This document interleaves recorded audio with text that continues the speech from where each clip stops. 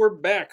How's it going, everybody? We are here, as per usual, to continue our work on another Kiss album recreation. We are almost all the way through the final one that this project Kissish recorded back in 2020. Hey, 2 viewers already. How's it going, everybody? Good to see you. Give me a pfft or something. You know, you guys know how it is. You gotta throw something weird in the chat. Gotcha. Okay, so yes, we are working on our recreation of Dress to Kill, which was tracked, excuse me, live in the studio back in 2020 by the project Kissish. All right, yeah, something weird. That's perfect. Yeah, I don't know what I just got in my throat. Whatever it was not good. Let's hydrate. Ah, yes. Okay. Today we are going to be working on track 7, which is Anything for My Baby, which I think we talked about last week is one of the kind of oft forgotten Kiss songs, not just on this album, but in general. This is one that they basically ignored. I don't even know that they performed this on the tour for this album or around the time of this album. This was kind of you almost get the feeling this was a filler song just to put something on the album. This is not one that people talk about a lot, but having said that, that makes me really excited to do it just because it's not one that you hear all the time. So it'll be fun to learn what they did and recreate that. Wyatt asked, how was your day? Not too bad. Not too bad. Lots of cancellations and students today, which is good because we had a particularly bad night with the two babies. Didn't get a lot of sleep. So much as I like money, I also like sitting here and doing nothing. And who doesn't like that? So let's just kind of jump right into it as we've been doing for the last couple episodes. Rather than having a big, long, boring explanation at the beginning, let's jump over to Logic. Yes, so we are looking here at the session for Anything for My Baby, which as per usual is just kind of a big formless blob of everything. Like I said, this was recorded live on the floor. In fact, it was a band practice like all of these songs have been. This was not recorded in a professional studio setting, as it were. No headphones, no acoustic isolation. We were blaring out the speakers. It was a band practice that I happened to take a multi-track recording of. So we are going to go through there, clean everything up as best we can. We are going to, as per usual, redub all of the guitars, probably all of the background vocals as well, the guitar solos, all of that stuff, just because I was the only guitarist there. So that if we want this to sound really good, we want to double track it like we have a Paul guitarist and an Ace guitarist and all of that, you guys know. So the first thing I want to do is take a listen to this and see what shape it's in. So I haven't touched anything on this. In fact, if you look at our plugins up here at the top for each channel, you can see there's a little bit of EQ on the bass drum. I'm not even sure why I did that. We got a little bit of panning on the toms, which we do have 2 rack toms and 2 floor toms, but I'm betting, yeah, just look at the track here. This one that I've highlighted is the second floor tom, and it doesn't look like there's any hits on it, which has kind of become a running joke across all of the Kissish albums. We mic'd that second floor tom, and I think Eli hit it a few times on the last album. On Hotter Than Hell, there was definitely some floor tom too, here and there. But, I mean, it's early Kiss stuff. It didn't call for that second floor tom. So I still like to make fun of him for it, though. So, again, I think we're going to have another song with no floor tom, too. We got some panning on the 2 overhead mics. And then other than that, we've just got some gain popping up around here. Oh, you know what? We need to do a really quick bounce in place on this vocal. 1 second here. I fixed just a little tiny piece of something Harry did earlier. I forgot about that. And we don't want the computer to have to worry about that while we're tracking. So we're just going to bump it just like that so that the computer doesn't have to worry about it. You need to stick that gain back on there. There we go. Perfect. All good. Now, I do happen to know, because I listened to this earlier to kind of get an idea, remind myself exactly how the different parts of this song work.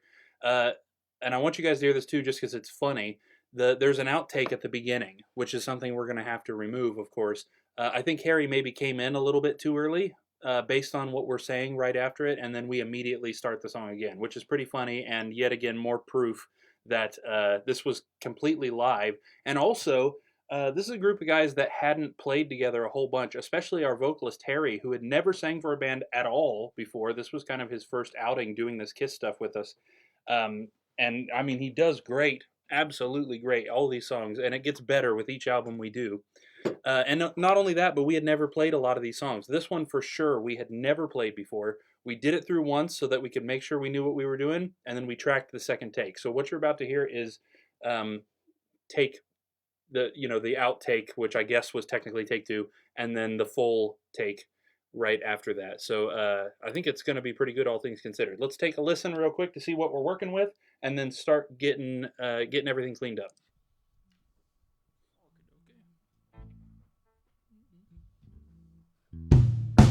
Anything for my baby, I would steal. Anything for my baby, I will and deal. Anything for my baby.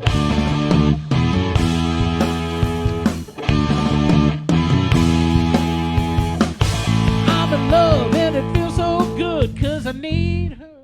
Nope, too soon. Yeah. Too soon? Yep. Okay, my bad. It's all good. I don't understand.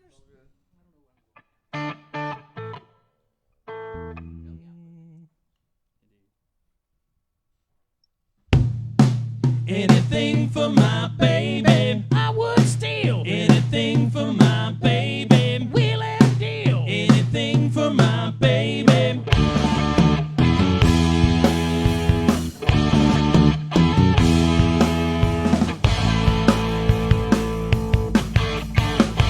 I'm in love and it feels so good, cause I need her. Don't mistreat her, and I tell her so. When I saw her and she looks my way, I was lonely. She's my only, and I've gotta say that I would steal anything for my baby. Wheel and deal anything for my baby. Crawl or kneel anything for my baby. And when I raise my head, she's beside me. She can hide me when I'm feeling low. If I'm thinking everything's all wrong, she shakes me. She awakes me. Then I really know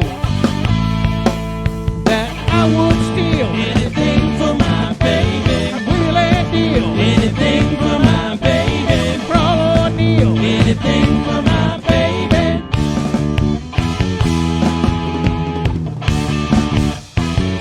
Don't you know that I would steal anything for my baby? Will and deal anything for my baby. Crawl or kneel anything for my baby. I do anything. Anything for my baby. Anything for my baby. Take or give. Anything for my baby. Yes, I would take anything for my baby. Kill or pray. Anything for my baby. I would rob or take anything for my baby. I would do anything for my baby.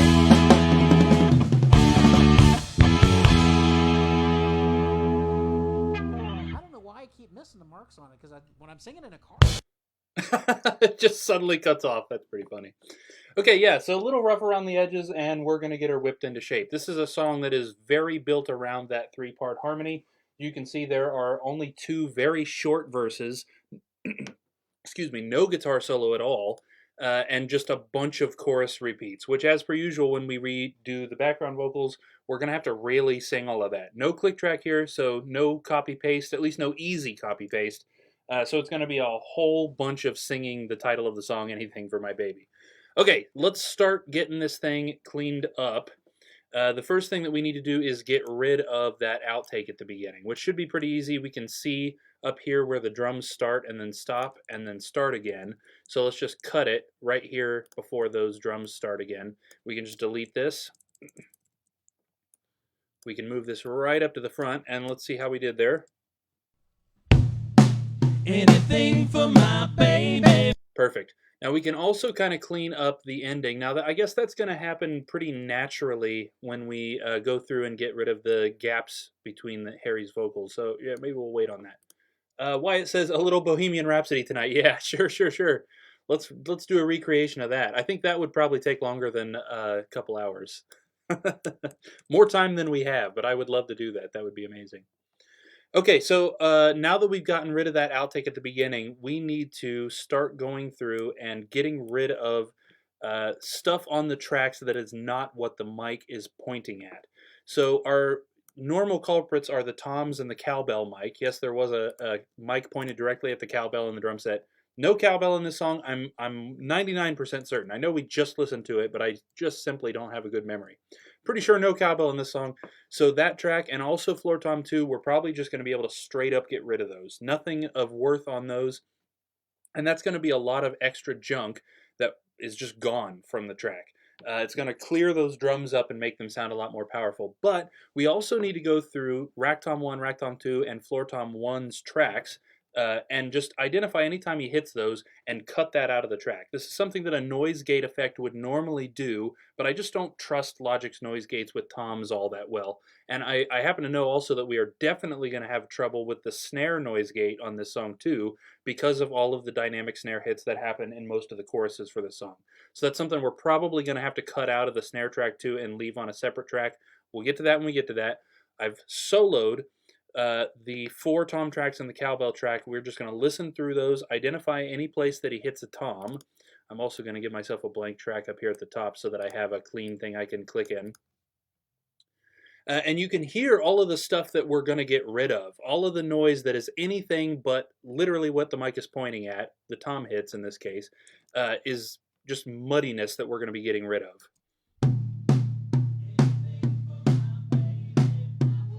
Okay, so I'm pretty sure this is all just Rack Tom 2, but if you look at this, we're getting a lot of big spikes on Rack Tom 1 also. What is that?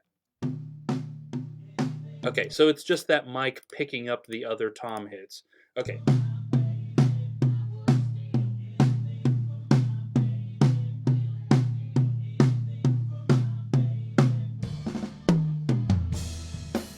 Okay, so we've got our first little section of toms right here. You can see the cymbal hit happens right about here. We're going to cut that. Delete these two. We know there's nothing on either one of those. We've just got this one single floor tom at the end. We've also got another little break right here. Actually, we can delete all this. None of that is actually Rack Tom 1.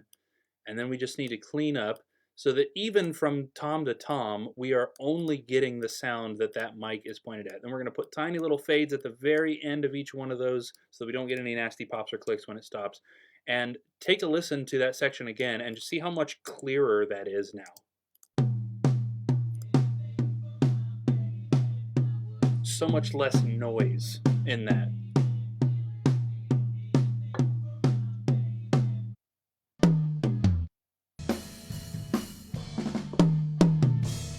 Nice and clear. Yes, so we're just going to go through the song fill by fill and do cuts like that. Just little bits of cleanup and then tiny little millisecond long fade out at the end.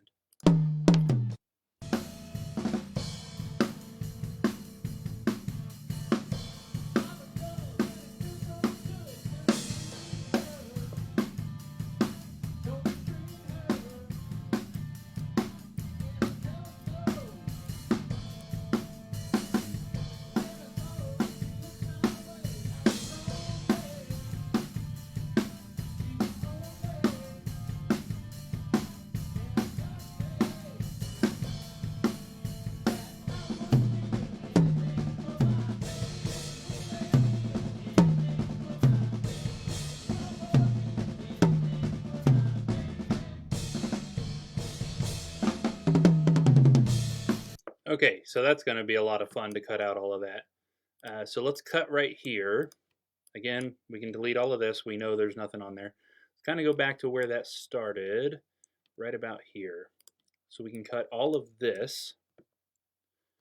And then we just need to go through and...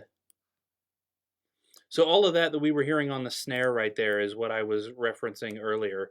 The gate, the snare, the noise gate that we put on the snare track during the mixing phase is definitely going to mistake a lot of those quieter hit snares right there for stuff we don't need, and it's just going to filter them right out. So we're going to probably want to go through the snare track as well and cut out anything that's not kind of a backbeat snare like that, and just put it on its own track that won't have a noise gate on it at all, or won't have as strong a noise gate. I guess we don't need that Floor Tom 1 track for this either.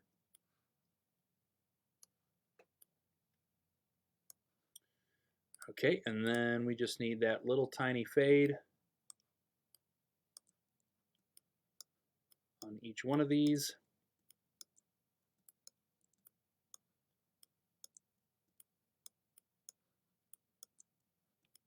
There we go.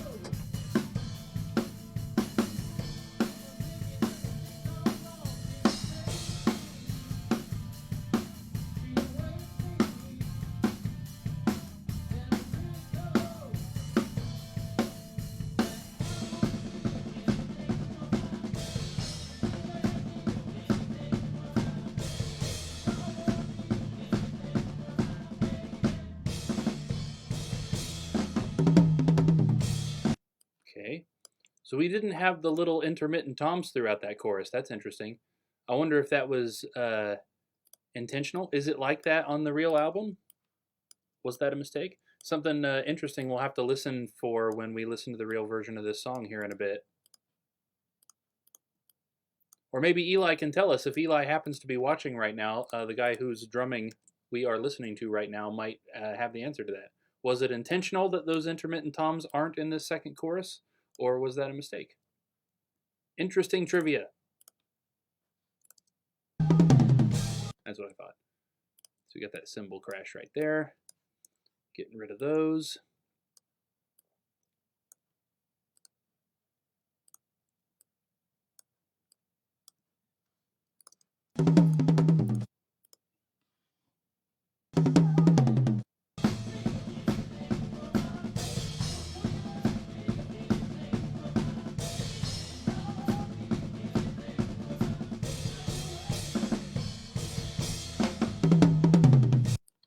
Okay, got another little fill here. Get rid of all of those. I imagine this is probably just going to be the rest of the song, is we're just going to get those little fills that end out each chorus section.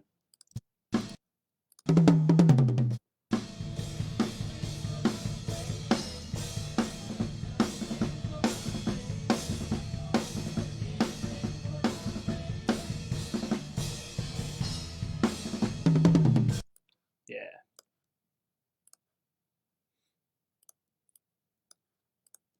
Definitely going to have to just pay really close attention to the snare track when we get into the mixing to make sure that it's not filtering out a lot of these little hits.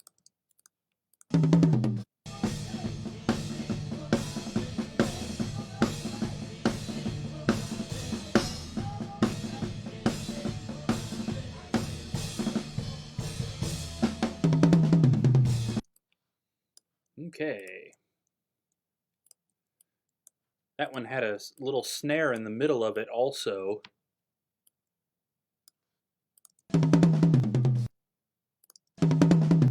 So it was right there. I mean, I don't think it'll be a big deal, but let's go ahead and take it out anyway.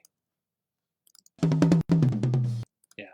So you hear all those nasty little clicks right there? They're really subtle, but the putting the little millisecond fade at the end of this is going to fix that. Yeah. And that's it. Nice short early Kiss songs. Don't ever really have to worry about a whole lot of work when it comes to filtering those tom tracks. So yes, we can get rid of Floor Tom 2 and Cowbell. And actually there was only one single hit on Floor Tom 1 in that song too, just in the very beginning. Almost didn't need that track either. So that right there, just that little bit, is already going to drastically change how the song sounds and how it works, because we've gotten rid of so much of that just extra noise. Now we could go through the bass drum and snare drum track and do that too, but the effect won't be near as good. Trust me, I know this because early in my career I did that, and it ruined the track, and I had to put it all back the way it was before I did. Lost hours and hours of work just because of the way that this thing works. So essentially, the snare mic picks up everything else too, especially the hi-hat. It's really close to the hi-hat. And if you get rid of that hi-hat sound, what the snare mic is contributing to the hi-hat sound, suddenly it changes the context of the whole thing, and you're going to hear that hi-hat coming in and out of the track, and it just sounds awkward, it sounds fake, it ruins the entire track. So we definitely can't do that. So here's what we're doing. Yeah, we're going through that snare track like I was mentioning and cutting out all of the times where he's hitting the snare over and over. Lots of dynamic snare hits you can see right there. And we're just going to make absolute sure that the noise gate that we put on during the mixing phase does not filter those hits out by putting them on a completely new track. Okay, so in this case, I don't think I want to take, some of these hits are really nice and loud. I think we're going to leave those. Maybe we'll take that one. Leave those nice big hits right there and take all of these and stick them on our new alternate snare track. Here's another kind of long section that we can stick down. Some of these are nice and loud, but let's go ahead and take that whole section just for the sake of simplifying things. Now this is a section I'm worried about.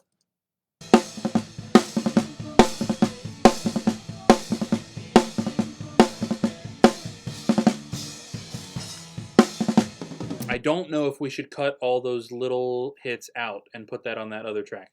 Let's leave those for now and try and remember, all of us here, to check that out when we get into the routing and mixing phase. I also want to clean up this ending here.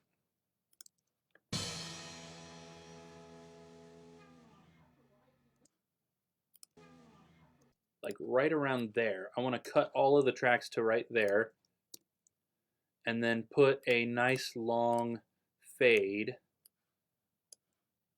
just for the time being, on all of it. Just like that. Nice.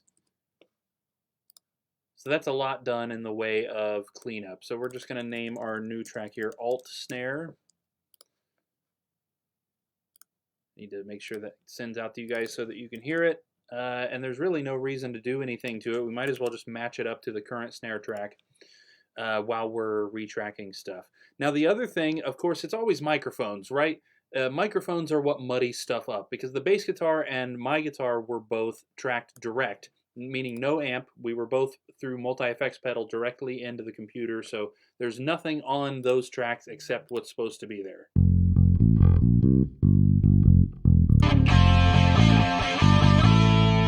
Right, but as soon as we open up our vocal tracks, when I saw her and she looks my... just like with those drum tracks, suddenly we're getting everything. So we also want to kind of trim through our vocal tracks and cut out anything that's not supposed to be there. Again, pretty much the same. Now we're going to end up replacing both of these background vocal tracks. So Harry's is the only one that we really pay special attention to as far as cutting. The rest of them, mine and Dad's, are both going to be replaced later on by, well, we're going to do it now. We're going to retrack those vocals later on in this live stream, so we don't really need to pay as close attention to those, because those aren't going to be in the final anyway. And it's also not necessary to get really ridiculous with this, so even now I'm being probably a little bit more picky than I need to be, cutting out silences in Harry's vocal tracks. We'll do it a little bit quicker and dirtier on mine and Dad's down here.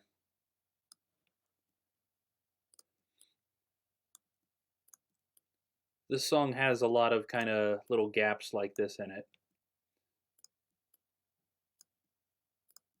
And anything that we can cut out without making it sound unnatural is going to increase the quality of the entire thing.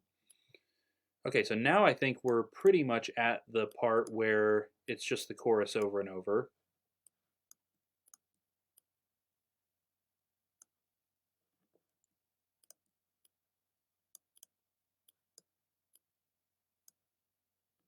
Yeah, and then, okay, so for mine and Dad's, we can just basically cut right there and delete that.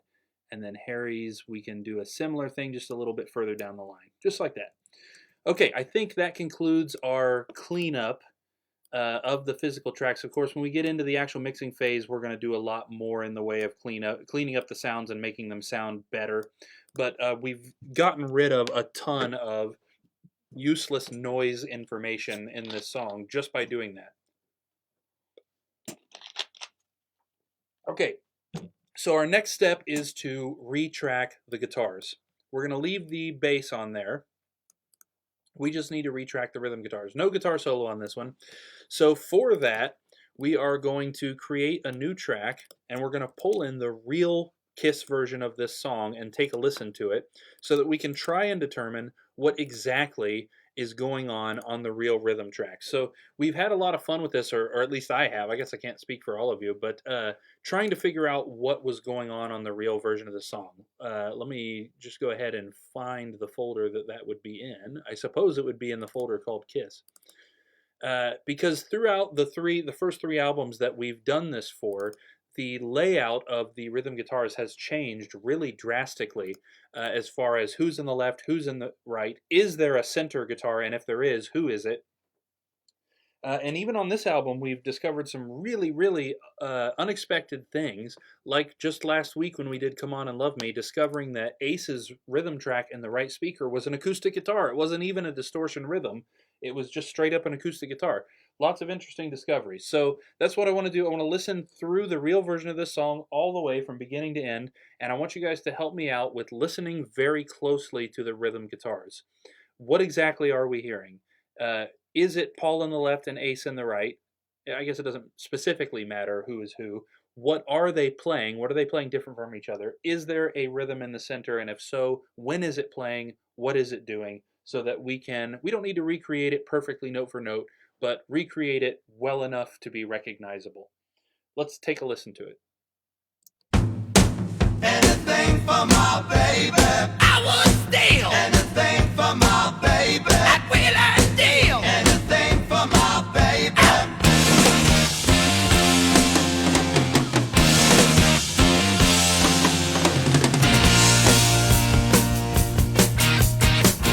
I'm in love and it feels so good, 'cause I need her. Don't mistreat her.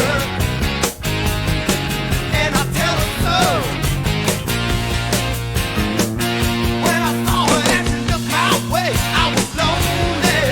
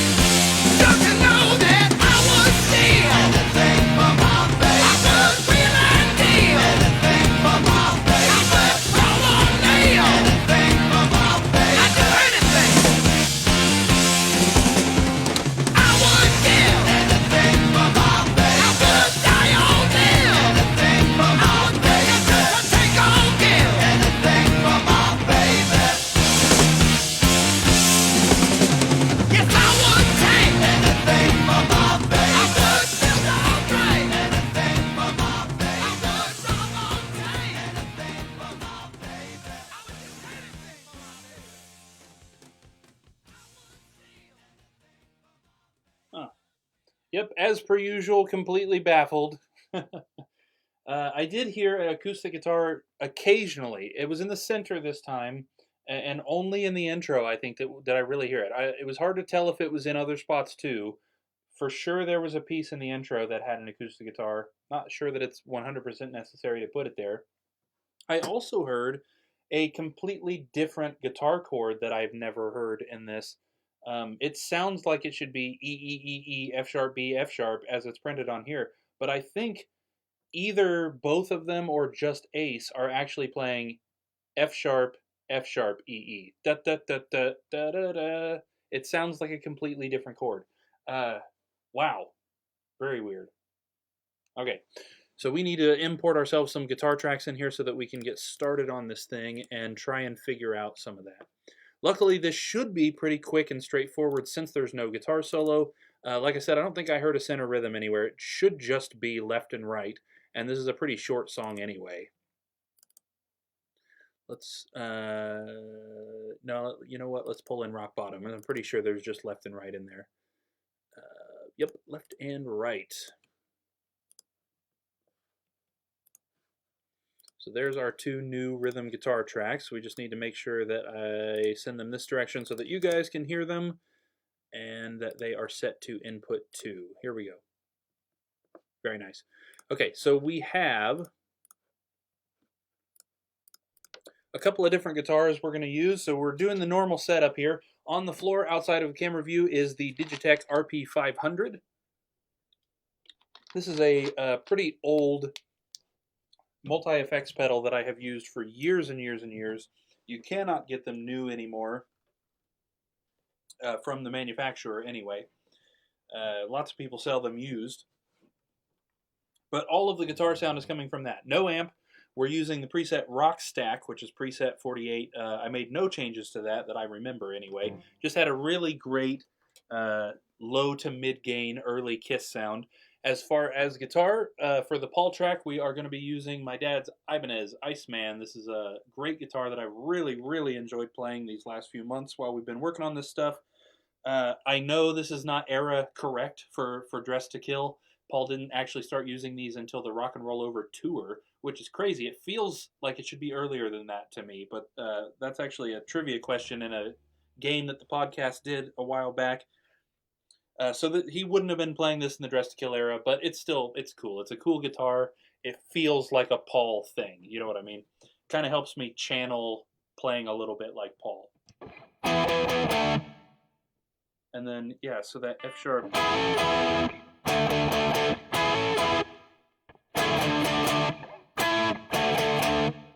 Definitely hearing that high F sharp right there. I don't know if it's the whole chord.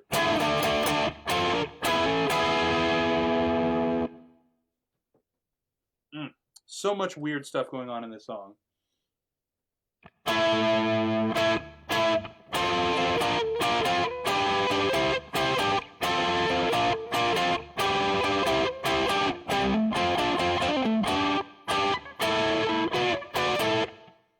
I worked on the intonation on this guitar just before we started today, and it sure doesn't sound like it.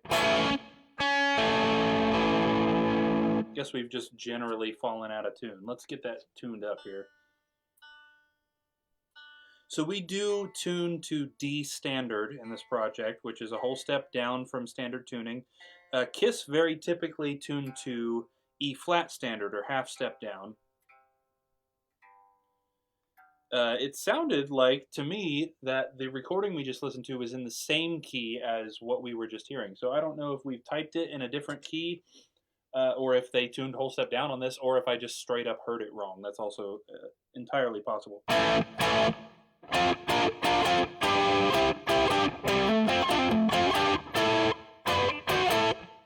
a lot of fingers to cram onto some really tiny frets right there, but Paul's entire guitar track almost was up in that high range.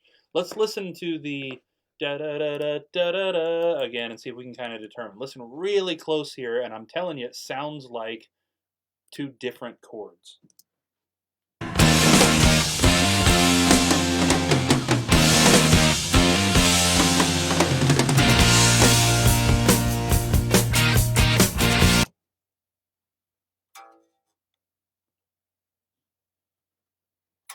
Okay, yeah, I heard it wrong. They're totally playing it just like we're playing it, but in half step down. So that was a whole rant of me being completely wrong.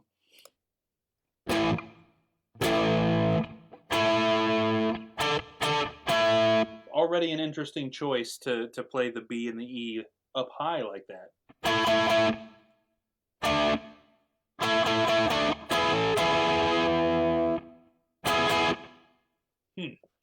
It's really difficult to tell what exactly they're doing right there.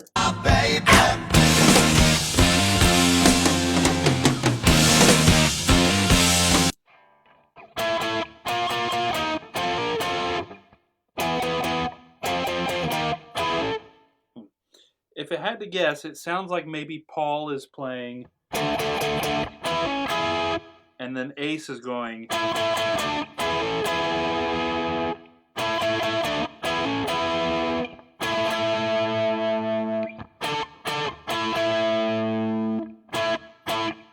Okay, let's kind of continue a listen through here.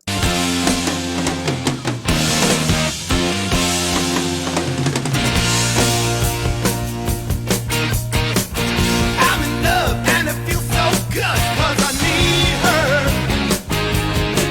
Don't mistreat her.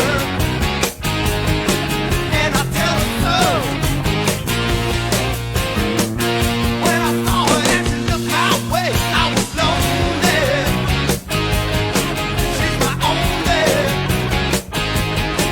And I've gotta say that I would steal anything from my baby. I really need. I just watched a guy play it on YouTube. Interesting.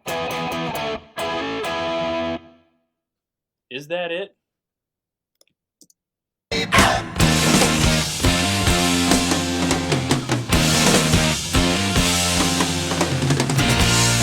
Okay, yeah. That's definitely what Ace is doing. It's really hard to hear Paul in the left right here. His track is really covered by what Ace is doing in the right. I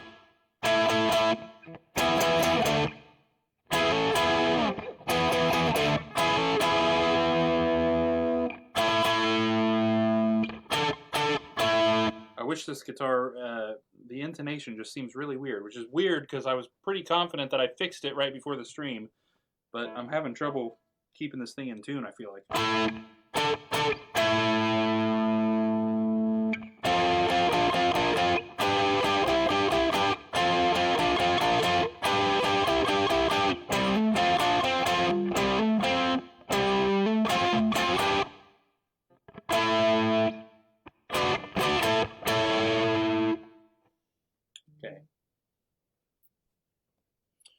Okay, let's try and play the actual track. I'm going to go ahead and record this take, even though I'm not the third finger bar part, no pointer. Oh. I see.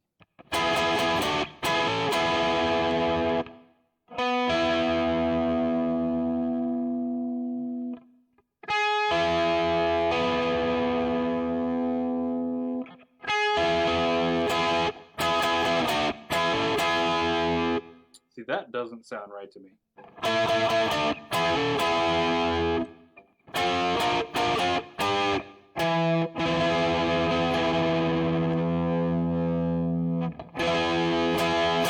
have to make sure that's still in tune with the actual track. Since the whole thing is basically up here in this range, I'm just going to tune it so that it doesn't sound like crap when we record it. It's ridiculous.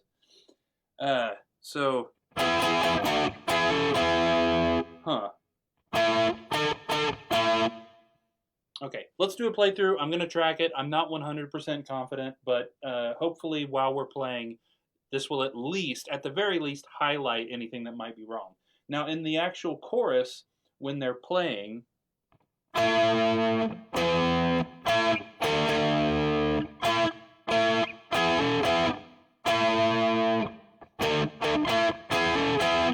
Ace is playing something really weird, but Paul is just playing chords like that. Okay, let's roll.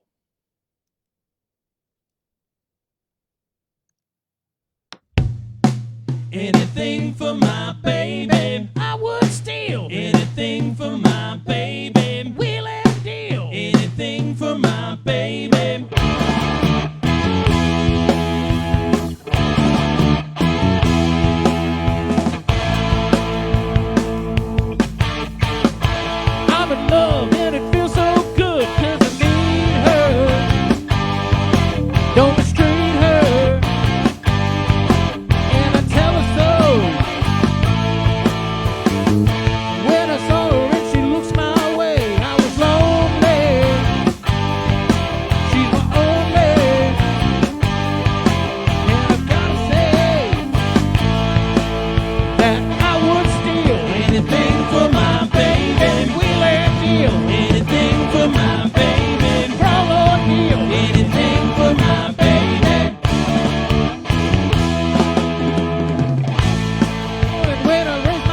Okay, yeah. This just straight up does not sound right at all. I think we're going to not do that. Huh. That E sounded really badly out of tune when we were playing along with the track, but sounds fine just like this. Weird. Let's start again. There was something I did wrong in there anyway, but I'm feeling a lot more confident about what we're doing. I think I am going to mute my live guitar so that we can do this a little bit more straight up. All right, let's go. Anything for my baby, I would steal. Anything for my baby, wheel and deal. Anything for my baby.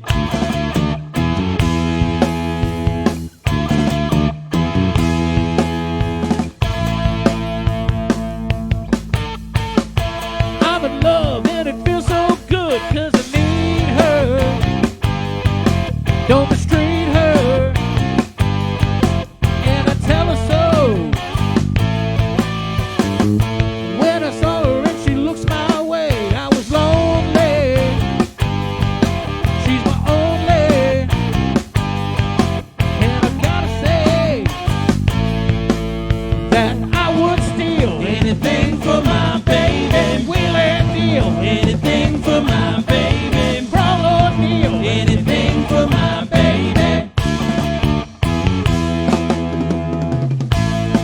And when I raise my head, she's beside me. She can hide me when I'm feeling low. If I'm thinking everything's all wrong, she shakes me. She awakes me. Then I really know that I would steal anything for my baby. I'd wheel and deal anything for my baby. Crawl or kneel anything for my baby.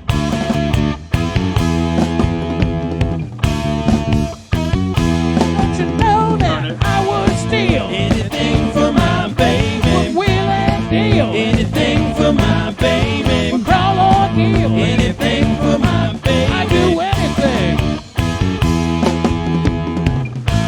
Anything for my baby. Anything for my baby. Take or give anything for my baby. Yes, I would take anything for my baby. Build or break anything for my baby. I would rob or take anything for my baby. I would do anything for my baby.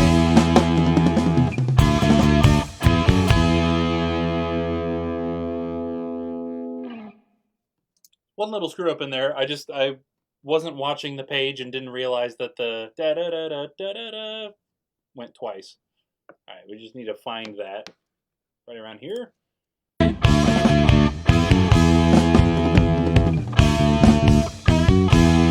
Yeah. Okay, so let's just track the little fix right here on the other rhythm guitar part and just stick it up in there. Anything for my baby.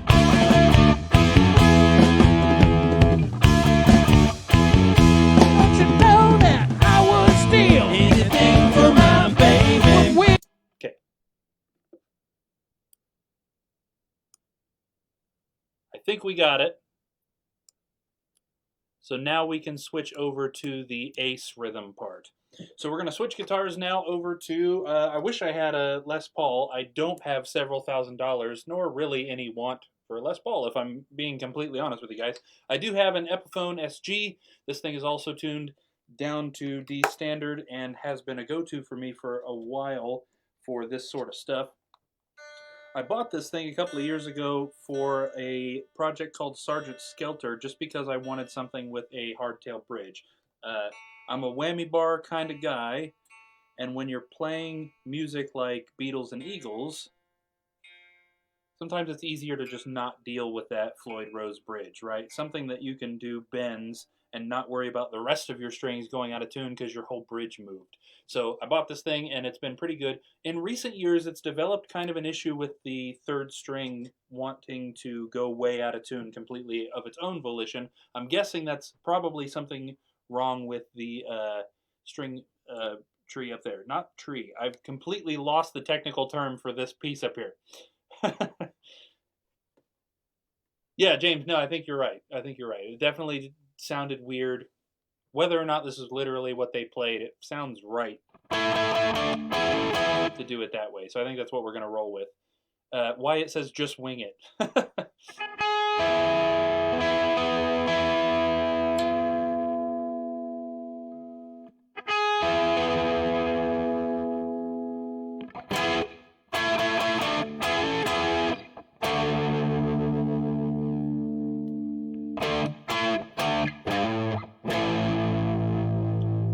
Okay, I want to listen a little bit again to the real version of this because Ace was doing something a little bit different during the chorus, and I just want to refresh my memory on what it was. Don't mistreat her, and I tell her so. When I saw her and she looked my way, I was lonely. She's my only, and I've gotta say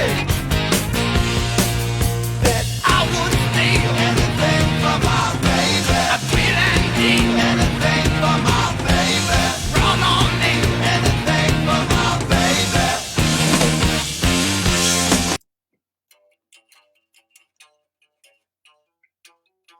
Okay. Yes, very different there.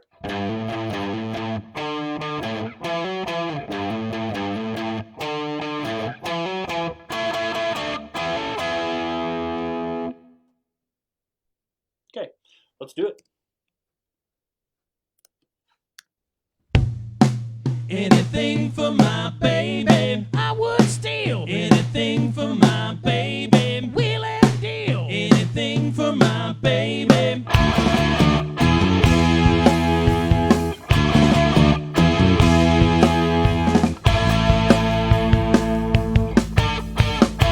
I'm in love and it feels so good 'cause I need her. Don't mistreat her. And I tell her so. When I saw her and she looks my way, I was lonely. She's my only. And I've gotta say that I would steal anything for my baby. Wheel and deal anything for my baby. Brawl or deal anything for my baby.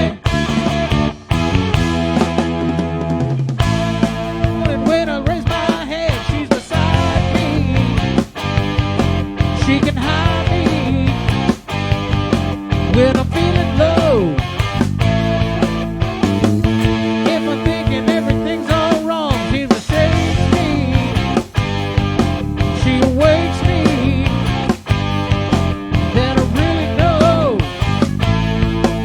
that I would steal anything for my baby. I'd wheel and deal anything for my baby. Brawl or deal anything for my baby.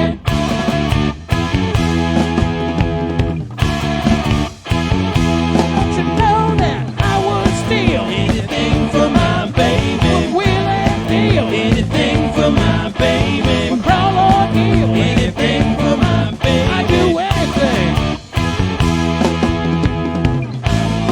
Anything for my baby. Anything for my baby. Take off anything for my baby. Yes, I would take anything for my baby. Build or pray anything for my baby. I would love or take anything for my baby. I would do anything for my baby.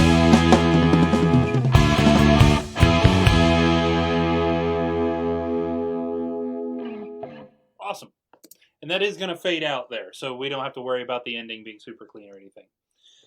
And that's going to do it for retracking the guitars. That's unusually quick for one of these. Since we don't have a center rhythm or any sort of guitar solo, really quick on that. Okay, so now we can delete the guitar track that I recorded, live on the day. And we just need to worry about vocals. So we've definitely got a lot of vocals to record in this song.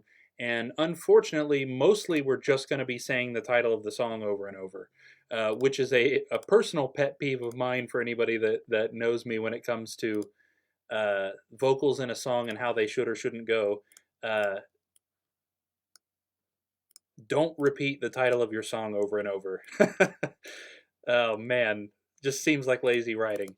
And that's something, honestly, I kind of got that from Sam. That always kind of mildly annoyed me, but for those of you who don't know Sam, my younger brother Sam, the keyboardist in Afterwinter, pointed that out one time, that he absolutely cannot stand it when singers just repeat the title of the song over and over in their chorus, or really anywhere in their song. And now I can't even hear it. It just it sends me into like more rage than it really has any right to when I hear that.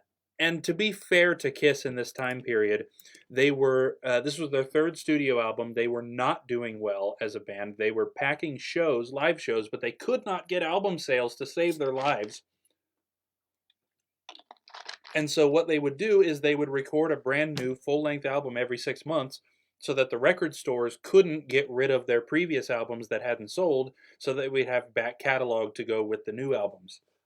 And so by the time we hit here, Dress to Kill, by the time we hit this third album, they were dry. They were tired. It had been album to album, and they were out of songs. So this was very much something that they, I don't know if threw together is really the right terminology here, but this was a song that they didn't really have time to put much thought into, which kind of then explains the saying the title of the song over and over. Harry's here. He says, and how do you pronounce that second one? Yes. Okay, so we need to get into background vocals, and I want to really quickly, take a listen to what they're doing. I'm pretty confident that we had, between the three of us live on the floor, a pretty good 3-part harmony going that I would be satisfied with recreating bigger, but I do want to, I think, listen to the real version and just see if anything sounds different from what they're doing to what we were doing. What's on these? A compressor, and yeah, let's go ahead and throw an EQ dumping out some bottom in here as well. Listen to the very beginning here one more time. Anything for my baby, I would steal. Anything for my baby, I'd wheel and deal. Anything for my baby. Yeah, very strange. And then ours. Anything for my baby, I would steal. Anything for my baby, wheel and deal. Anything for my baby. Okay, yeah, no, I'm totally good with that. Even if what we're doing isn't exactly what they're doing, I think it's good enough. And honestly, I think it is. I think it is what they're doing. What we did is what they're doing. But what we did sounds good enough that I'm totally okay if it's not 100% what they were doing. So let's switch gears here. I'm going to turn off the mic you are currently hearing me through and turn on the good old MXL 990 large diaphragm condenser mic back there. So I'll still be able to talk to you. Whoops, I accidentally hit spacebar through that, and we'll try and power through these vocals as quickly as we can. I'm not going to lie to you guys, this part is going to take a while because we're going to quad track each of the harmonies, and we can't copy paste, we have to do each chorus individually because we didn't record to a click track. So it's going to take a second. It's going to be a lot of me saying the words anything for my baby, but let's knock it out.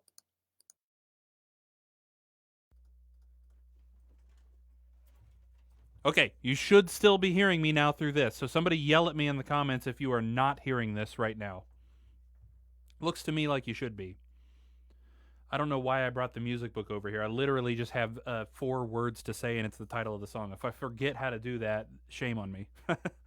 Okay, let's start with Harry's part.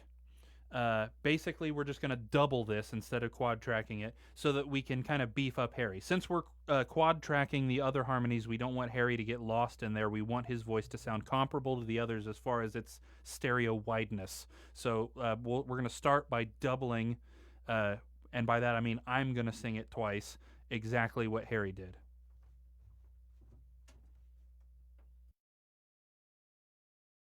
Anything for my baby, I would steal. Anything for my baby. Anything for my baby.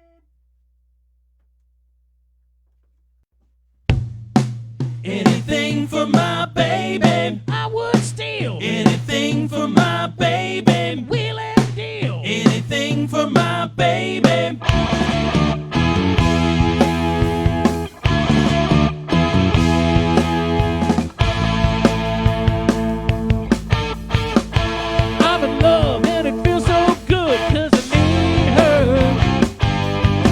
Don't mistreat her, and I tell her so. When I saw her and she looks my way. You know, guys, I had thought to just play the entire song through every time. I think that's going to waste a lot of time. Let's just do all 3 harmonies for each section and just move section by section.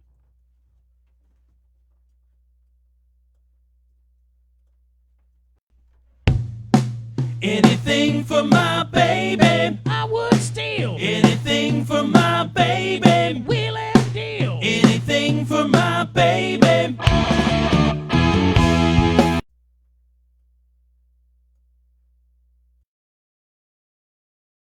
Anything for my baby, I would steal. Anything for my baby. So my part starts the same as Harry's part, just ends differently. Anything for my baby. Yeah. Anything for my baby, I would steal. Anything for my baby, wheel and deal. Anything for my baby.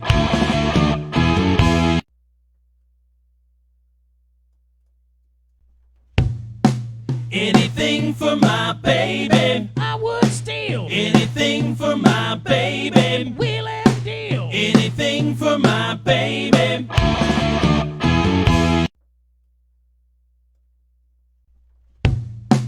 Anything for my baby, I would steal. Anything for my baby, wheel and deal. Anything for my baby.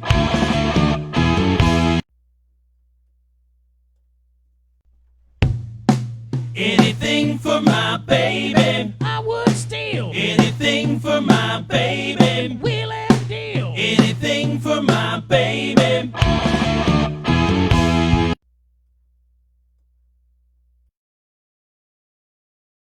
Anything for my baby. Anything.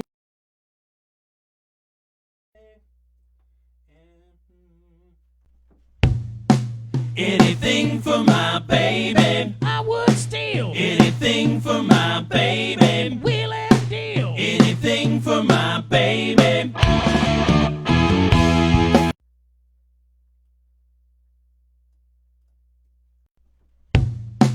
Anything for my baby, I would steal. Anything for my baby, wheel and deal. Anything for my baby.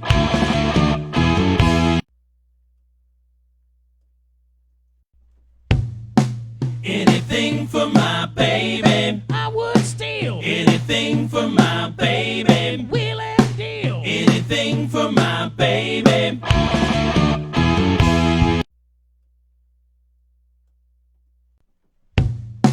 Anything for my baby, I would steal. Anything for my baby, wheel and deal. Anything for my baby.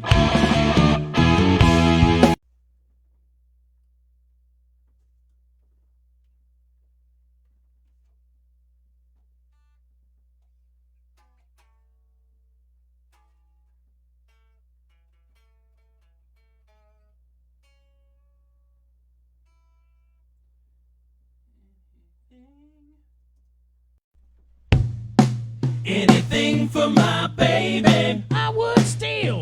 Anything for my baby. Wheel and deal. Anything for my baby.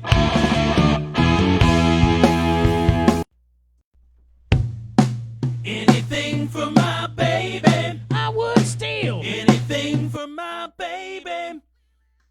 Anything for my baby. It's kind of bothering me that the two of those parts start with the same note. I'm feeling like we could find a third note that works there. Anything for my baby. Anything.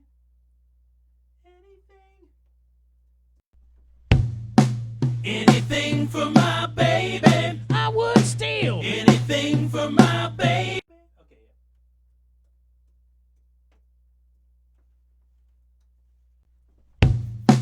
Anything for my baby. I would steal. Anything for my baby. Wheel and deal. Anything for my baby.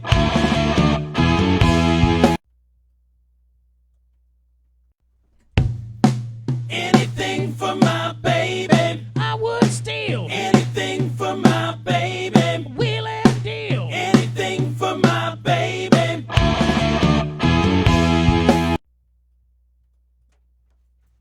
I think that was right. It was either right or interesting. And in that case, doesn't matter. Okay, let's keep going.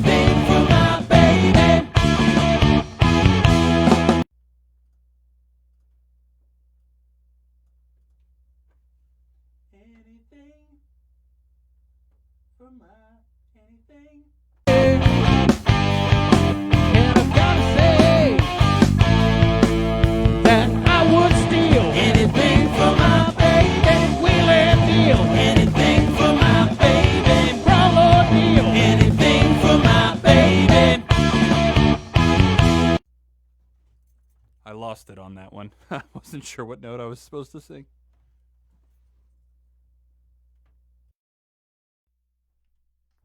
Anything for my baby. Anything.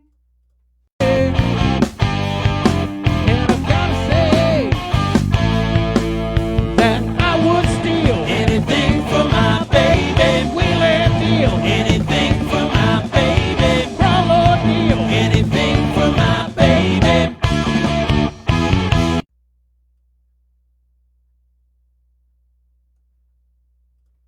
And I've gotta say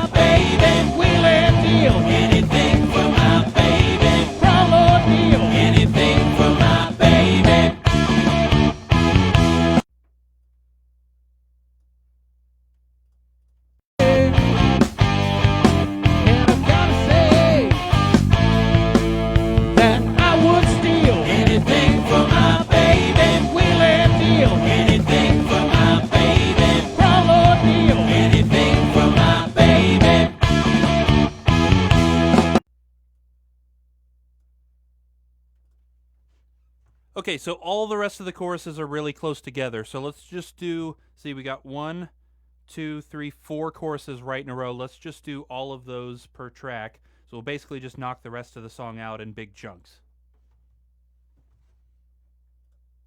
She wakes me, then I really know that I would steal anything for my baby. I'd wheel and deal anything for my baby. Crawl or kneel anything for my baby.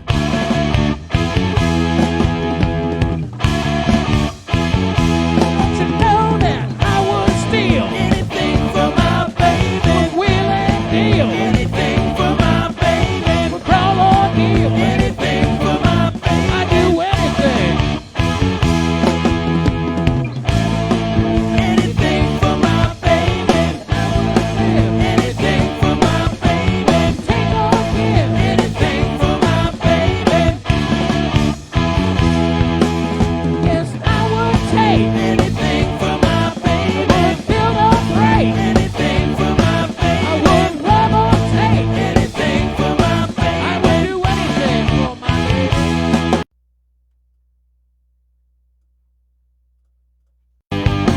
She wakes me, then I really know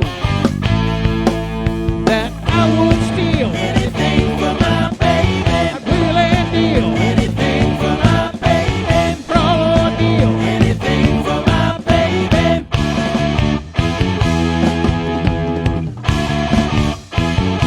Don't you know that I would steal anything for my baby? Would wheel and deal anything for my baby. Would crawl or kneel anything for my baby. I'd do anything. Anything for my baby. Anything for my baby. Take or give anything for my baby. Yes, I would take anything for my baby. Would build or break anything for my baby. I would love or take anything for my baby. I would do anything for my baby.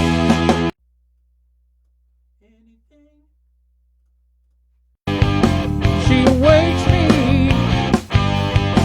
then I really know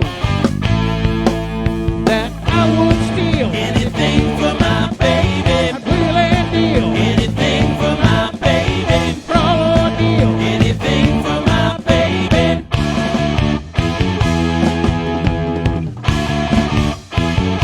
Don't you know that I would steal anything for my baby? Would wheel and deal anything for my baby. Would crawl or kneel anything for my baby. I'd do anything. Anything for my baby. Anything for my baby. Take or give anything for my baby. Yes, I would take anything for my baby. Would build or break anything for my baby. I would love or take anything for my baby. I would do anything for my baby.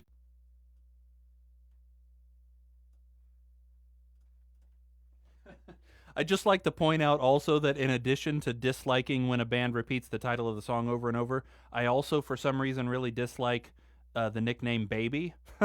I feel like it's really dumb and I dislike it, so saying it over and over and over in this context is just kind of striking that funny, like, eyes roll kind of a, not that it's a big deal, but, you know, just one of those funny things.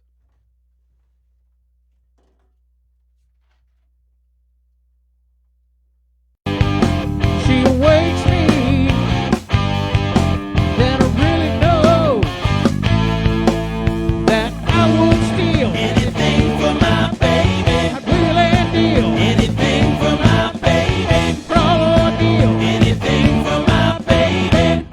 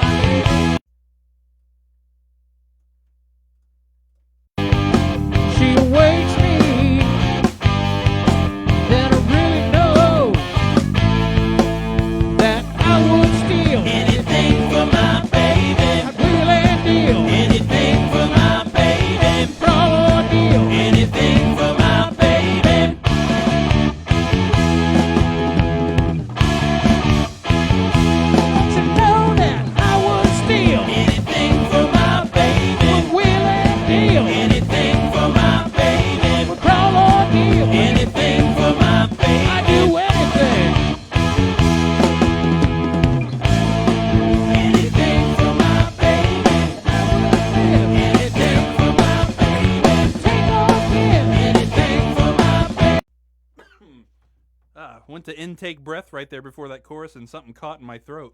Ugh. That doesn't happen very often.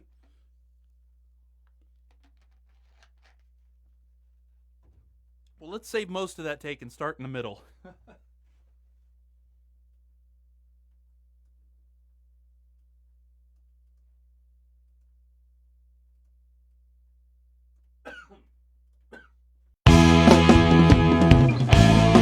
Anything for my baby. Anything for my baby. Take off here. Anything for my baby.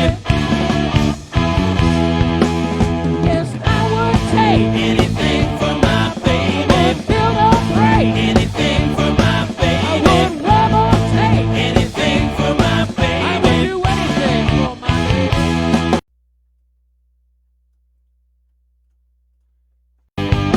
She awaits me, then I really know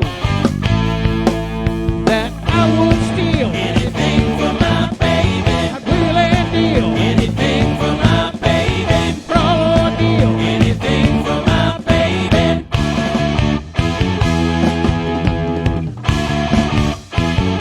Don't you know that I would steal anything for my baby? Would wheel and deal anything for my baby. Would crawl or deal anything for my baby. I'd do anything. Anything for my baby. Anything for my baby. Take off here. Anything for my baby. Yes, I would take anything for my baby. I would build or break anything for my baby. I would rob or take anything for my baby. I would do anything for my baby. We're almost there. She awaits me, then I really know that I would steal anything for my baby. I'd wheel and deal anything for my baby. Brawl or deal anything for my baby.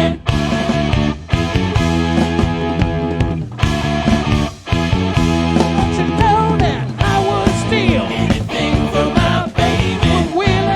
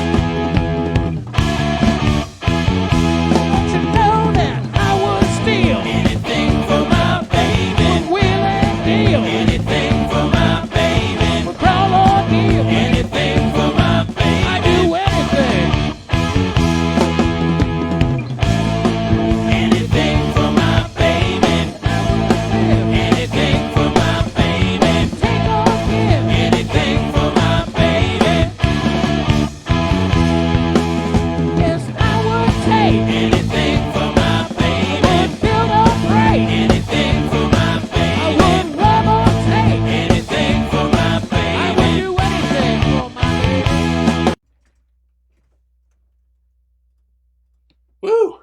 I think we got it. I don't ever want to say that phrase again in my life. Move that down into our open spot, and there we go. What would you do for your baby? He's at my house, by the way. That's a good question. What would I do for my baby? A podcast instead of taking care of him, clearly. Okay, so we just need to get these tracks a little bit more uniform and fancy. Yeah, let's go back to division. There we go. And there's one more thing that I kept thinking while we were doing that last chorus over and over. I wonder if there's something I can do to fix the weird drum thing that happens right near the end there, where it kind of feels like Eli was kind of thinking that maybe we weren't going to do the right thing, and so he was waiting to see what we would do, and it ended up sounding pretty much like he messed up. It's just a hesitation there where that one of those last choruses come in, and I'm wondering if we can copy paste something over there to kind of fix that. Now again, I know I've said a couple of times on the stream already that since we didn't use a click, we can't really copy paste stuff, and that is true. It might work. It really just depends on how consistent not only the rhythm is, but also the velocity at which he was hitting certain drums, because again, it can sound really disruptive if we're hearing one velocity, then for just like a second and a half or 2 seconds or something, we're suddenly hearing a different velocity, and by that I mean how hard he's hitting the drums, and then we go back to the original velocity after those 2 seconds. It's jarring, and it's immediately clear, even to those who don't have experience with this sort of thing, that they just heard a bad edit. So we'll try it, and if I can't get it to sound right, then we'll just leave it the way it stands right now. But I'm hoping we can get that part to sound a little bit more solid.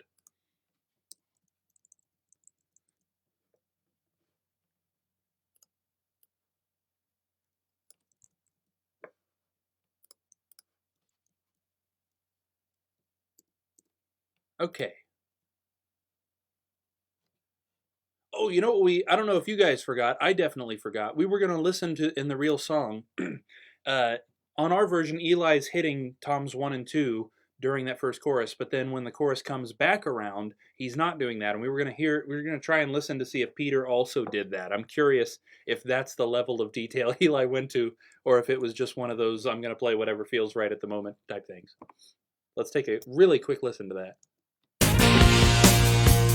I would steal anything from my baby. I feel and deal anything from my baby. Run on me, anything from my baby. That sounded to me, so that's the first full chorus where they're all playing, like he was rolling on the tom the entire time. So let's see what he does the second time. I would steal anything from my baby. I feel and deal anything from my baby. So again, it sounds like tom roll there. Very interesting. Just interesting to see what sort of differences we have in little things like that. Okay, let's real quick before we get into the mixing and routing, let's see if we can fix that little drum spot. First off, let's find it. I do anything.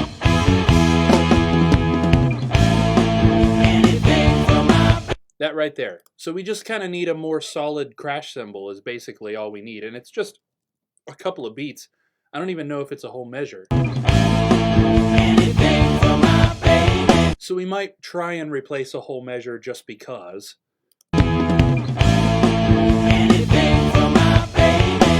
Okay, and then... Okay. So we're going to have to take this section here and see if we can repeat it over to here. So let's cut the snare, bass drum, snare, and overhead tracks right after that initial bass drum. Kind of get rid of the bad area, as it were.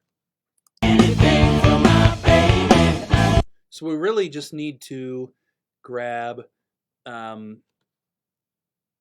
let's just grab the, no, do we need that much? Yeah, let's grab from here to here. I want to line this snare right here up with this snare right here. Like so. Then we want to pull this up like that, and kind of the same thing here, like that.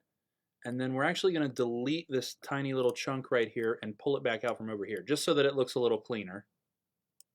And let's just see if by some miracle that did the trick.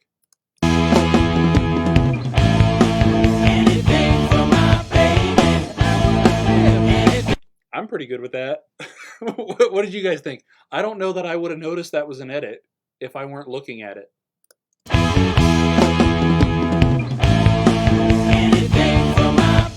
Yeah, I think I want to play with that crossfade just a tiny little bit because we're losing a little bit of the impact because it's on the crossfade.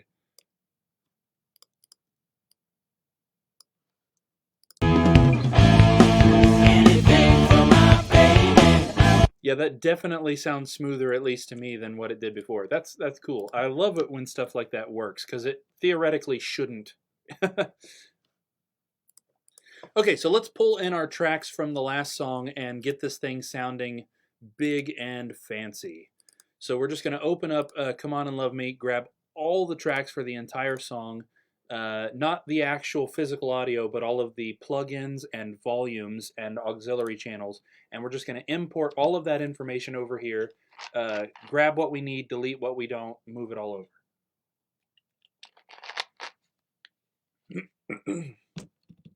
It's a lot of tracks. The computer's got to think about it.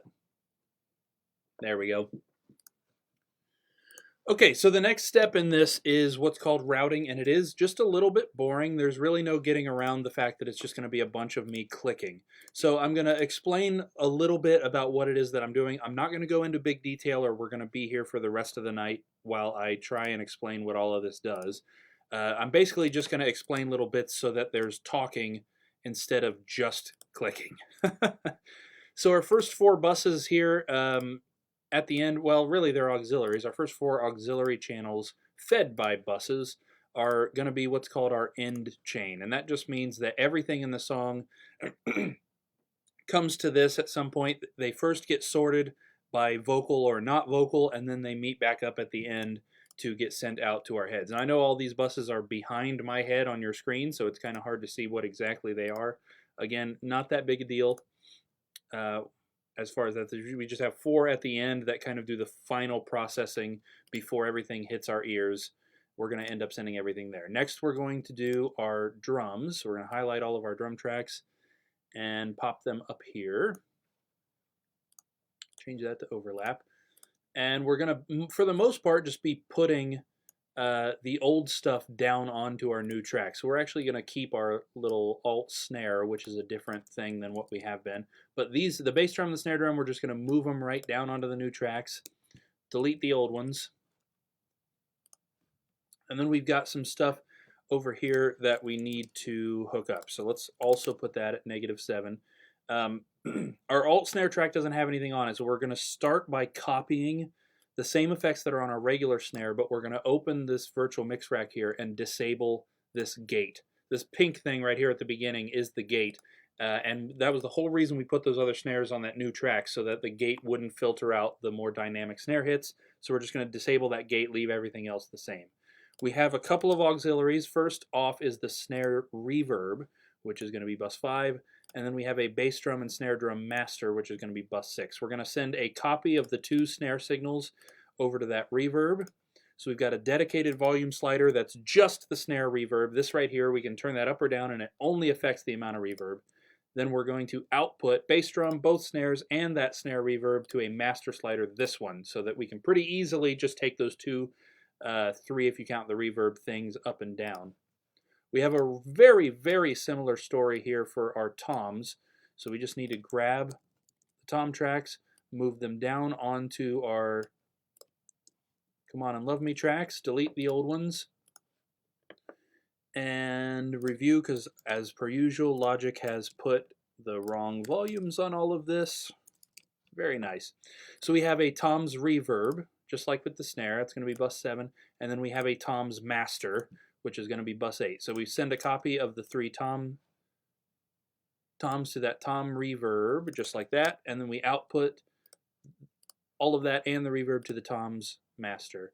Then we have our overhead channels. That's right, we need to do this. Just pull them down onto the new tracks, delete the old ones. We have an overhead master.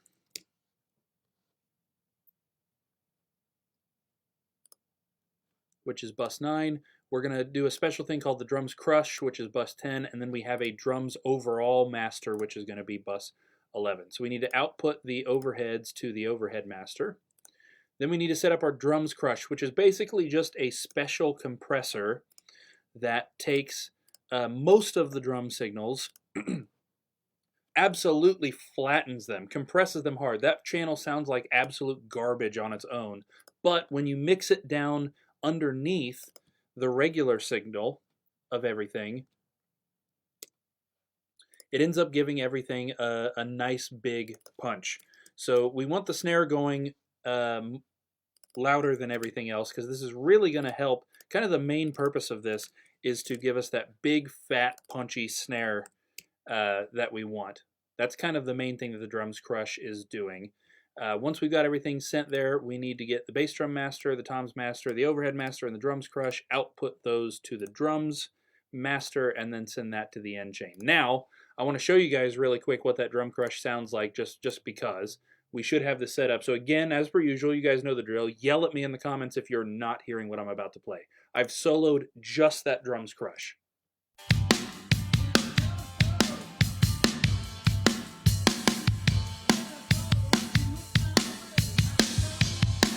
Yeah, so just a really nasty, unpleasant sound, but we've got it mixed down underneath the drum signal so that all it's really doing is pushing some of the regular drum signal up a little bit more, especially the tones of all the drums. So again, we're working towards getting that really fat, punchy snare right there. Okay, we have our bass guitar next, which we're going to just move down onto the new track. Delete the old one. We do have a bass guitar master, which is really only necessary if you have multiple bass guitar tracks, which in this case we don't, but I like to keep things consistent, so I just go ahead and use it even though it's technically redundant. Then we send that out to the end chain just like that. Okay, we should have drums and bass all ready to go. Now we've got our rhythm guitars. I think we're going to leave them on their current channels, though, just because we had a weird situation with Come On and Love Me, so let's not use those. Oh, yeah, let's leave it. I was just thinking about the difference in volume, but I think we'll be okay. We'll have to check that. We do have a rhythm guitars master. That's going to be bus 13. So we just need to output our 2 rhythm tracks to that, and then output that to the end chain, just like that. We don't have any guitar solos, so we can get rid of the leads and lead master. Now we can jump right to Harry's vocal, which has a bit of processing on it for the sake of clarity. I think I say this every time, but again, this was just a band practice that I happened to take a multi-track recording of. This wasn't recorded under professional studio circumstances. Harry was just using a mic that he has that's similar to a Shure SM58. He was not using a large diaphragm condenser like this one back here, so we've got some extra processing on his track just to try and get it nice and clear like a large diaphragm would be, as much as we can emulate for that. So here's his track right here. We've got, yes, the gain in the virtual mix rack. First we have an auxiliary that's a non-compressed version of the signal. We have 2 auxiliaries that are both going to be bus 16 together, or bus 15 rather. Those are 2 different compressors, both doing different things to affect that clarity. And then finally we have a lead vocal master, which is going to be 16. Harry's actual track is going to output to the non-compressed version, send a copy to the 2 compressed versions, and then we're going to take those 3 auxiliaries and output them to the lead vocal master. Hopefully that all made as much sense as it possibly can. Finally, yes, we have all of our background vocals, which we don't need the old tracks. We can just get rid of those. We have a background vocal master, which is going to be bus 17. So we just need to output all of our background vocals to that. and we just need to set up our vocal effects. So over here, we have a vocal reverb, which is going to be bus 18, a vocal delay or echo, which is bus 19, and then vocal brightener, which is a special thing with an exciter on it and all that for bus 20. Now we're going to grab our lead vocal and background vocal masters, send copies of those master signals to each of those effects. The reverb, that I clicked the wrong thing. The echo, and the brightening. But we're actually going to send Harry's vocals to the brightener a little bit louder than the background vocals, just so that, again, they're a little bit clearer and they stand out from the background vocals. We can kind of slot those background vocals in behind the lead vocals just with that tiny little move. Then we need to send all of the vocals and their effects out to that end chain. Just like that. Okay, we should be nice and routed up now. We should be ready to take a more critical listen of this. So again, we've imported all of our mix settings from the last song, Come On and Love Me, onto this song. So theoretically, it's entirely possible that we'll press play, let the whole song play from start to finish, and it'll sound awesome, and we don't even have to touch it. It's possible, because of the simplicity of this music, and the fact we already know this sounded good on a different song, this could be fine. Usually we have to do little tweaks. I have a feeling that there's a couple of little vocal things we're going to have to turn up near the end of the song that I know are there but sound like they aren't, because he's just a little bit unsure of how some of those phrasings went, and so he sang them quieter. So we might have to turn those up a little bit. But let's go ahead and listen to this, and maybe I'll make some volume tweaks here and there as we listen. But again, theoretically, this could be fine. This could be it. Let's see. Anything for my baby, I would steal. Anything for my baby, wheel and deal. Anything for my baby.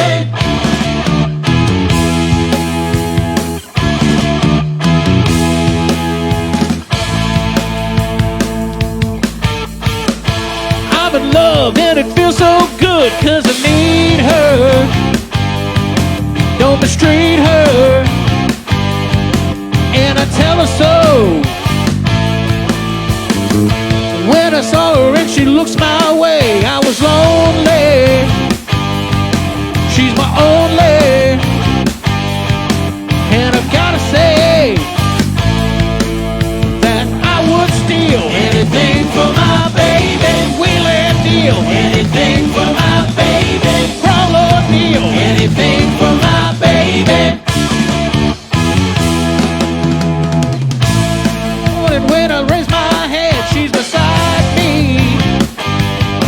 She can hide me when I'm feeling low. If I'm thinking everything's all wrong, she shakes me.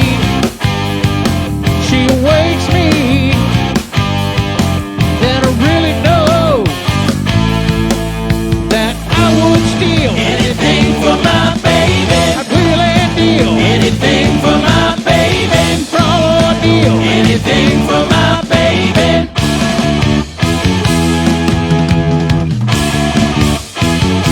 Don't you know that I would steal anything for my baby, wheel and deal. Anything for my baby, crawl or kneel. Anything for my baby. I do anything.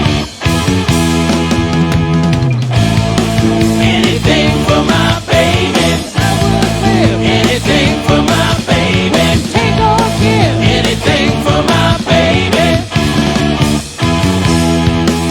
Yes, I would take anything for my baby. I would build or break anything for my baby. I would love or take anything for my baby. I would do anything for my baby.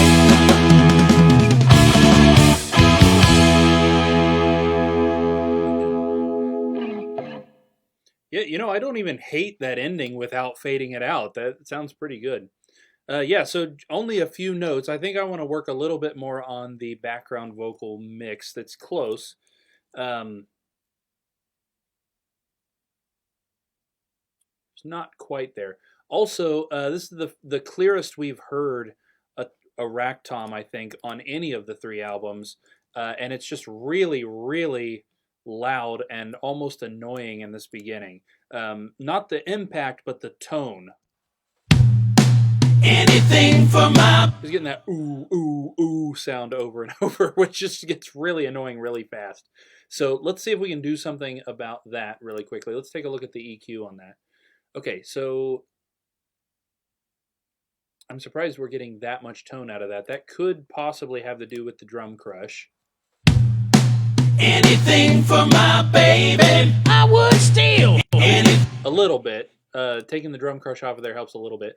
Let's just do the easy thing and see what happens if we turn it down. Just in the beginning, not for the whole song. If we kind of relax it back into the mix, what then?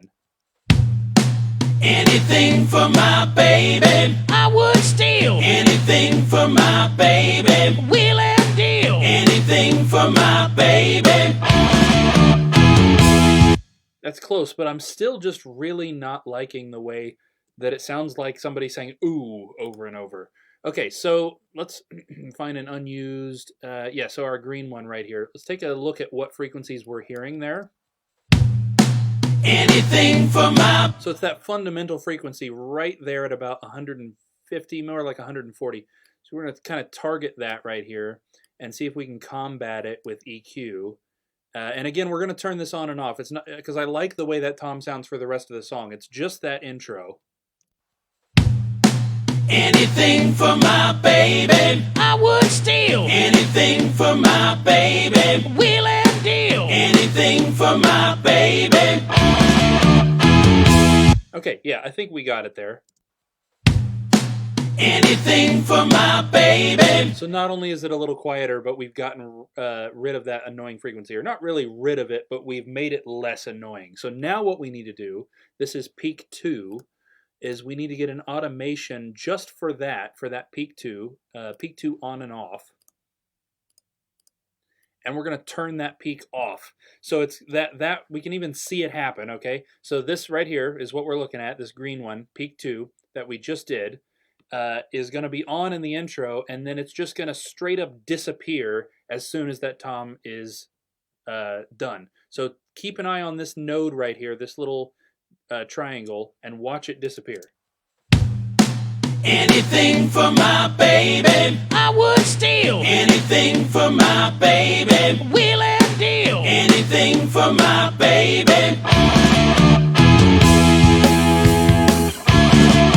So we've got our tom sounding the way it should for the rest of the song. In the intro, we get rid of that annoying frequency, or at least we've decreased it so that it's no longer annoying.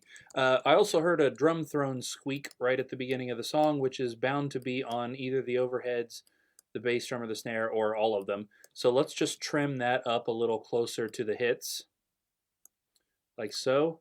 And then we're also going to put really quick fade at the beginning of all 4 of them.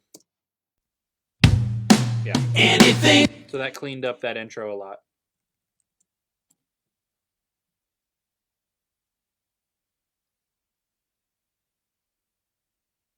Okay.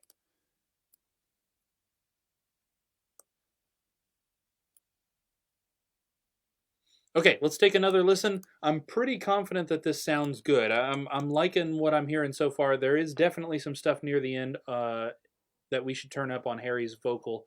But let's see if we hear anything else as we roll through. Anything for my baby. I would steal Anything for my baby. wheel and deal Anything for my baby.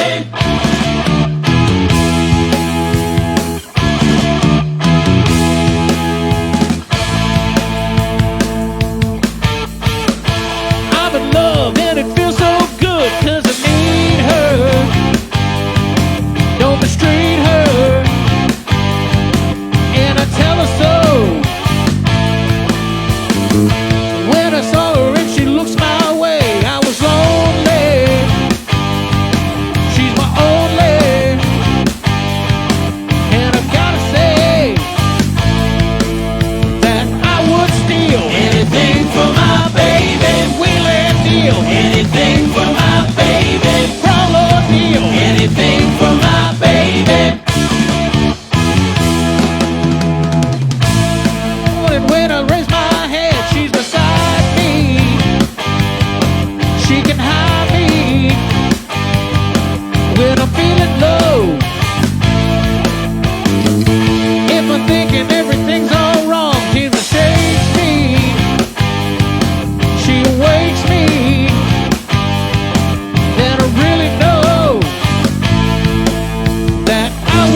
deal. Anything for my baby. I'd wheel and deal. Anything for my baby. Crawl or deal. Anything for my baby.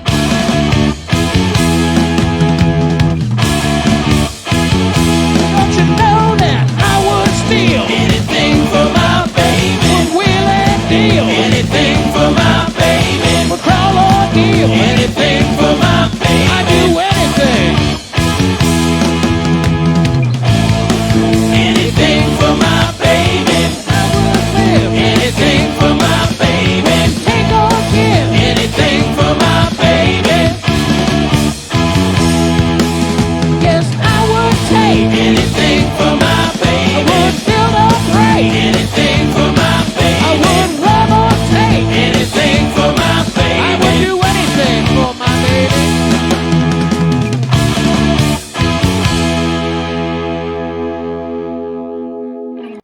Anything for my baby. I would live anything for my baby. Take or would live anything. Okay, I didn't quite grab the right section there. It's close. My baby, I would live anything for my baby. Take or give anything. There we go. I also heard a weird bass thing that I'm pretty sure that we can fix here. Let me refine that. Don't you know that I would steal anything for my baby? Would wheel and deal anything for my baby. That was complete luck that I clicked like right on it.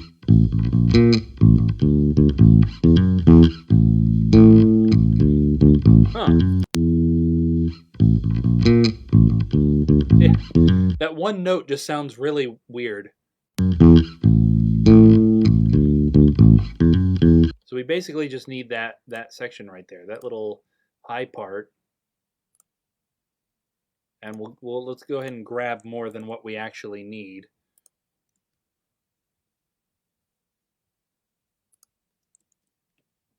Where did it put that? Oh, jeez. Get down here.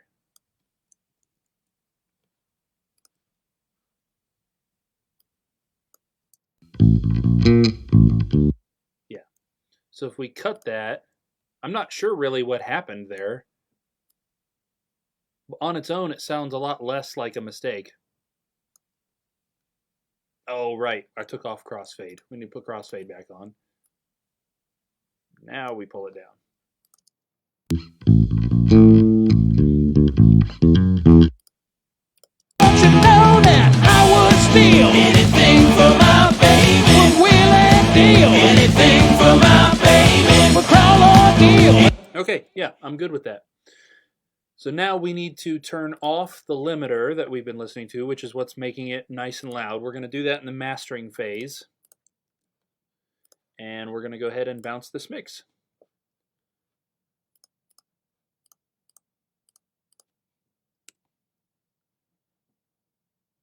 This is Anything for My Baby Pre-Master 1.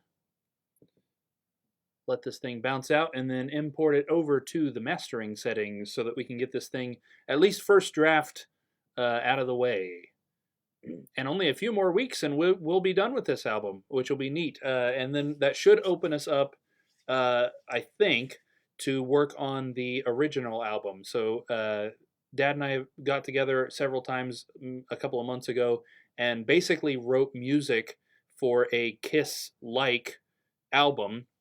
Totally original songs, but definitely in the vein of Kiss, this early stuff right here, for the sake of this project, Kissish, doing an album of original songs that are, for lack of a better term, Kissish. So that'll be neat. I'm not 100% sure that we're going to be getting into that directly after this is done. I definitely have a million projects all going on at once, and I kind of want to start ticking stuff off before we really dig ourselves down into anything new. But we might, because this will open up Friday nights, of course. First off, we need to get the regular Kiss Meets the Podcast back up and going at least a few times, which is what we used to do on Friday nights. And then we'll probably make a decision further on down the road when that original album gets into swing, how we're going to focus on that. Because I definitely want to stream that, just like we're doing now, but more from the beginning of the process. So you guys, when we've been doing these album recreations, you've just been seeing the finishing touches, right? You weren't there for any of the tracking or any of that stuff. You've just seen me clean it up and kind of get it finished. But for the original album, we have a really good opportunity for the people that are interested in seeing this to be there just right from the get-go. You'll, other than you won't see the songs being written, you'll see all of the tracks get recorded. You'll actually get to see somebody other than me making progress on this. And I'm excited to get into that because the songs, I think, at least my memory of them, it's been, like I said, it's been a couple of months. My memory is that the songs came out really well. We haven't written lyrics and vocal melodies for them yet, but that won't take very long. So we'll be able to get into that pretty quickly. Okay, so now we've got the mix that we just exported out into mastering, so we need to set our start and stop points. I'm going to do a real quick, like millisecond long fade in at the beginning of the track just to make sure we don't get any pops or clicks. Tell the computer we want it to start right at the beginning of that fade in. And then we need to determine, we know the song is fading out, we just need to figure out where that fade's going to start and stop. Let's kind of jump out to the end here. For my baby, take or give anything for my baby. Yes, I would take anything. Okay, let's try it right there, that last chorus, and then have it fade out by the time we hit that last note. Let's see if that's too fast. Give anything for my baby. Yes, I would take anything for my baby. I would build a parade. Anything for my baby. I would run or take anything for my baby. I would do anything for my baby. Yeah, no, I'm totally good with that. That sounded nice. All right, so I want to do one more listen through of this song from start to finish. Oh yeah, we need to tell the computer to stop right there, don't we? We're going to accidentally export the song where it just stops right in the middle. There we go. Just to make sure that our mastering settings from Come On and Love Me work with this one as well. I don't see why they wouldn't. In the entire time we've been working on Dressed to Kill, I have not had to change mastering settings once. So I'm fairly confident that this will be fine, but the one time I don't check it is going to be the one time that it doesn't work at all. So let's go ahead and take one more listen to this to call this, hopefully, our first draft master, and then we can go ahead and get out of here. Anything for my baby. I would steal anything for my baby. Wheel and deal anything for my baby.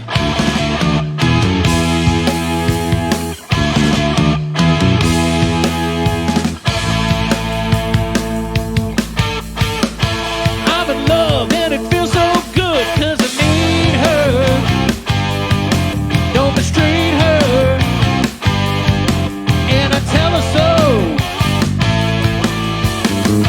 When I saw her and she looks my way, I was lonely. She's my only.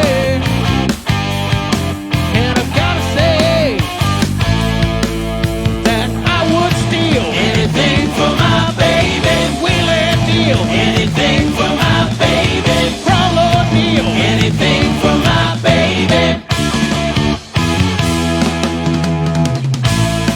And when I raise my head, she's beside me.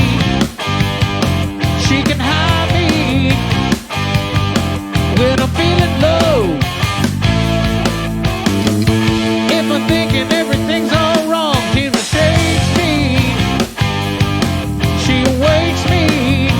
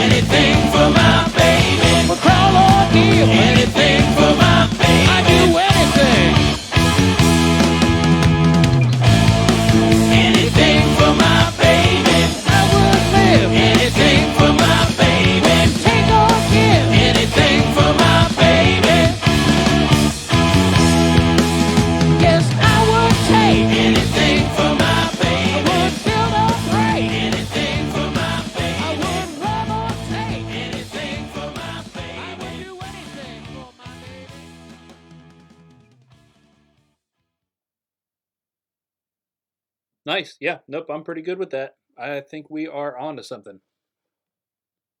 We hit our perceived volume that I was aiming for, even a little bit above it, maybe. So let's get this thing sent out. Get down to CD quality with some dithering, and this is, whoops, going to be Anything for My Baby Master 1. Very nice. So we are making some really good progress through this album. I believe next week is She. Let's check and make sure that that's right. Yes. So we have a lot of exciting songs to finish out this album. So next week we're going to do She, which is a really kind of low and slow, kind of a heavy Kiss song with a lot of neat harmonies in it. This is one that they played for a long time, good song. The week after that is Love Her All I Can, which is one of my favorite songs on this album. Not one that they played a whole bunch, but I'm really excited to get into that one. And then, of course, closing out the album is Rock and Roll All Night, the big one. The big one. Of course, the studio version is not what caught on for them. Really, the song didn't catch on until Alive, but still really neat that we're going to be able to do that. So right now, before I forget, I am going to go ahead and throw that mix that we did into the Kiss-ish folder so that the other members of the band can access it.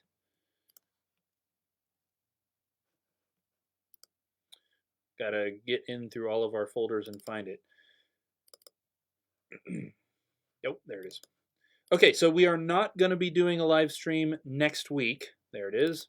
I do have a performance in Union City that's going to take up most of the evening, so I won't get back here with enough time to really get any meaningful amount of work done. So no live stream next week for sure.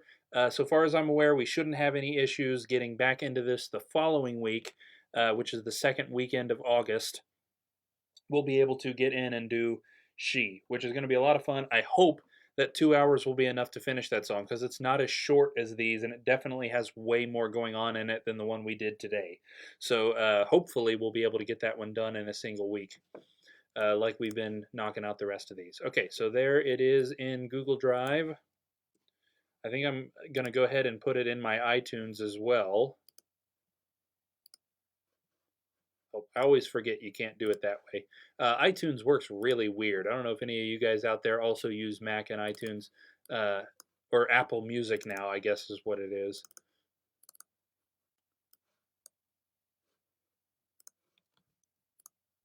But I've got, this thing is hooked up to my phone too, so as soon as I put it here in iTunes, it'll get it put in my phone, which is nice. I enjoy being able to listen to this stuff outside too, so that I can make sure that if we need to make any changes, we can. All right, got a lot of exciting things going on in the next couple of weeks.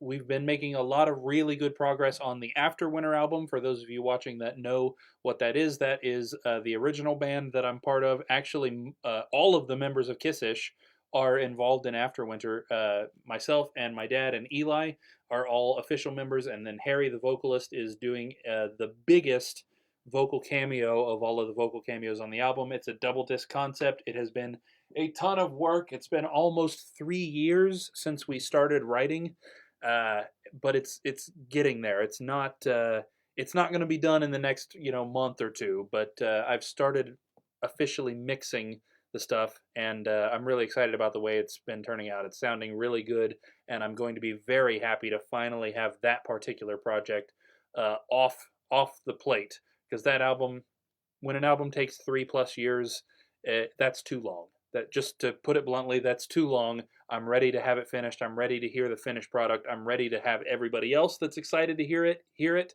instead of keeping it secret from everybody, so that we can get into some more exciting stuff. I am still working on an album of stuff that is all me, every instrument completely played by me. That is also almost finished. I've kind of put a hold on that for because we've been making big leaps and bounds on the Afterwinter album, so I've been focusing more on that. But hopefully sometime, if I can get some free time. Life has been absolutely crazy recently. We just had a baby, all sorts of stuff. If I can get some time, I'd like to stream some other stuff other than these Kiss recreations. This isn't just a Kiss related channel, so I would like to stream some of that other stuff sometimes so that you guys can see some of the other stuff I have going on without spoiling too much. Obviously, the After Winter album being a concept is a little bit touchy what I can show on camera without giving really integral plot points away before, you know, a listener might hear one of those plot points before they hear the beginning of the album, and it kind of ruins parts of it. So I've been avoiding streaming After Winter for that reason, but hopefully sometime we can get into at least a little bit of that so you guys can see what's going on with it and how it's sounding. All right, I think it is time for me to get out of here. I need to go pick up my baby and get him fed. It's actually time for him to eat right now. He's going to have to wait a little bit. So as always, thank you guys for tuning in and watching this. I hope you found it interesting.